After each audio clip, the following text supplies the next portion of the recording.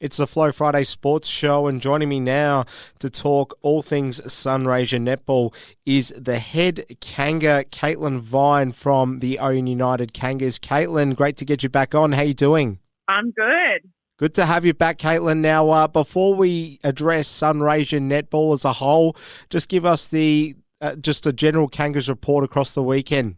Yeah, we had another mixed bag of lollies on the weekend coming up against Redcliffe. We had some really close games, some fantastic wins, and some disappointing losses. So, lots happening around the Kangas grounds. But we did have a fantastic win in the A grade, 37-29. So that was really exciting. We had a couple of injuries, unfortunately, and we're hoping that those girls are going to be back this week or next week, and the injuries aren't too bad. But still really happy with that win. Redcliffe are a lot stronger than we thought. Obviously, that's quite a tight margin for them. They had Steph O'Loughlin in the defence, who's usually a key shooter, and she was very, very strong. Their defence was fantastic. So kudos to Redcliffe, but we were really happy with that win. Our B grade had an amazing win. I think we won by 49 goals, which was very, very impressive. It was very strange on the court to be winning by that much. C grade went down, unfortunately. C res lost by 2 goals.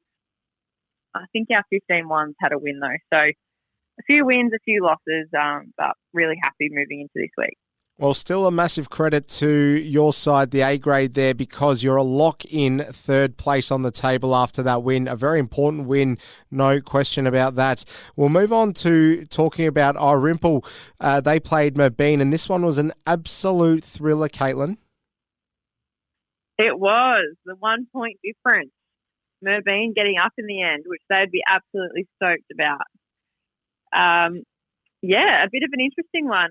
Obviously, Irimple haven't had the best few weeks, which mixes things up a bit. And, yeah, just gives Mabine a bit of confidence moving into the last few weeks.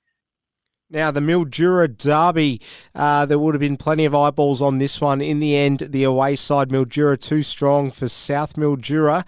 Would people have been right to have expected perhaps a closer scoreline here, Caitlin, or do you think Mildura was certainly good value for their win?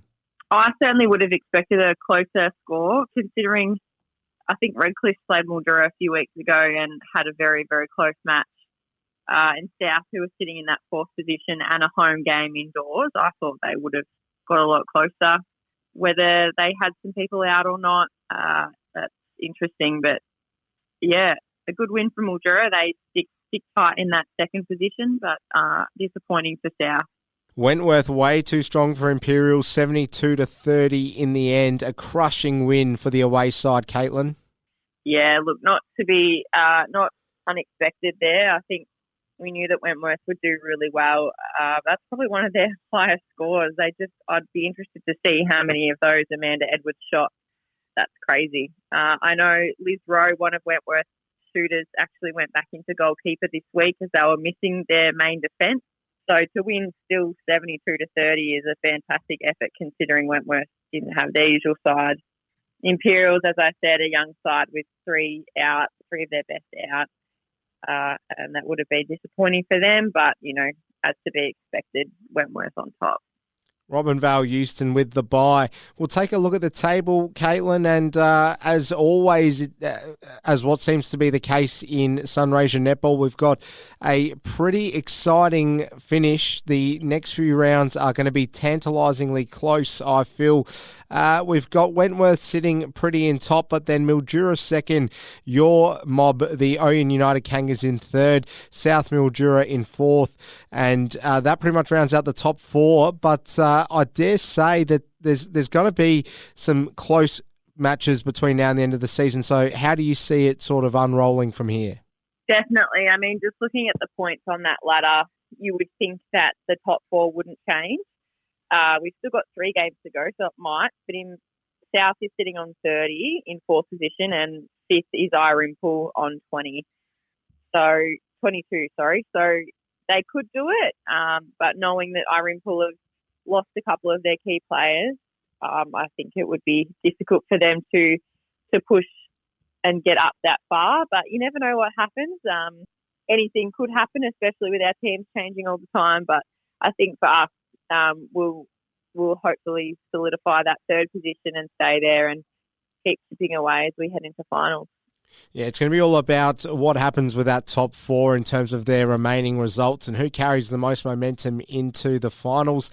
Orimple are going to have the bye going into this game, so let's talk about Wentworth v Red Cliffs.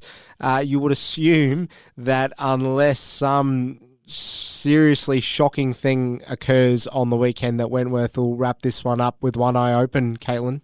For sure, Wentworth will have no troubles in winning here. I think Redcliffe will still put up a fight. As I said, their defence was quite good on the weekend, but when you're defending against Wentworth shooters, it's a whole different ballgame. In saying that, Wentworth don't like body-on-body defence, and that's something that Steph O'Loughlin does really well. So they might upset them a little bit in there, but I think Wentworth's defensive pressure throughout the midcourt will just scare Redcliffe and cause a few intercepts there. So Wentworth should get the win. Now, you did mention at the start of the interview that there's a few concerns with personnel within your side, Owen United Kangas, but you'll be licking your lips at the fact that South Mildura, they suffered that, relatively upsetting defeat against Mildura last week. So surely that'll make you girls even more inclined to inflict a bit of misery on the South Mildura girls, Caitlin. Absolutely. Last time we played South Mildura was indoors at their home. It was a very, very close game. So we'll be hoping to get a bigger margin this time and win a little bit more comfortably. We are missing our key defender, Tashani Burns. She's away on a study leave, and one of our shooters, Esther Manley, did suffer an ankle injury last week. So we're hoping that she's back in. We're just waiting to see if she's good to go or not. And we'll go from there. So still a couple of ins. We might have two of our veterans and our two coaches, Casey Crothers and Kyra Nathan, stepping back in for a few more quarters. We'll just see how we go. So it could be anyone's game. Anyone could be playing at this point, but we're hoping to have a win, especially at our underball. It's always really exciting out there. Merbein versus Imperials, 6v7. This could be a close game, Caitlin. Yeah, this will be a ripper, I think, considering Merbein's amazing win last week, that they'll keep building on that. And they've got a couple more people with experience in there, so I think that they'll just lift above the Imperials this week. And to round things out, we've got Mildura playing Robinvale Euston. Surely they'll carry on their good form from last week, Mildura, Caitlin? I have no doubt that Mildura will have a comfortable win here. Robinvale did have a really good win a couple of weeks ago, but I don't think they can push those four quarters together against Mildura. What are you most looking forward to from across the traps internally, Caitlin, on the weekend? Obviously, an enticing game for your girls, but nevertheless, there's plenty of action going on across the courts when the Owen United Kangas Club is concerned. So what's something else that you're looking forward to seeing internally, Caitlin, on the weekend? Well, this weekend is the weekend of the year. If you ask any of the women in our club, it's Ladies' Day this weekend, which is a well talked about event that we have every year. I know a lot of other clubs in the league often get very excited to see who they're going to be playing against when it's Ladies' Day. So South Mildura were lucky enough to get in this year. We get the South girls in with all of the own women players, volunteers, etc., in the tent to watch the footy and sit back and have a couple of drinks and enjoy the day, to say thanks to everyone who puts so much effort into the club. So it's always a huge day. We're really looking forward to that. We've also got our B grade girls who at the start of the year really had no intentions of making, well, I shouldn't say intentions, we always want to make finals, but really didn't think that we would have the opportunity to make finals. And now looking at the ladders, we've had a couple of sneaky wins and we're sitting 2 points outside of the four, and South are in that fourth position. So if we can beat South this week, we'll get into the top four, which means we're in with a chance for finals, which is really exciting. So the B grade girls are getting ready and raring to hopefully have a cracking win. And then across the board, I know lots of other girls, other teams are just really looking to finish off the season strong. I know a lot of other teams won't get that opportunity for finals, but they're still working on things and having a great time doing it. So lots of positives. Really looking forward to heading out to Underbull this weekend and hoping to have a fantastic day and an even better night. Dare I say it'll be a big night at the pub on Saturday, Caitlin? Well, I think we're actually going to roll the swags out in Underbull, so could be an all-nighter. Who knows? Wow, party on.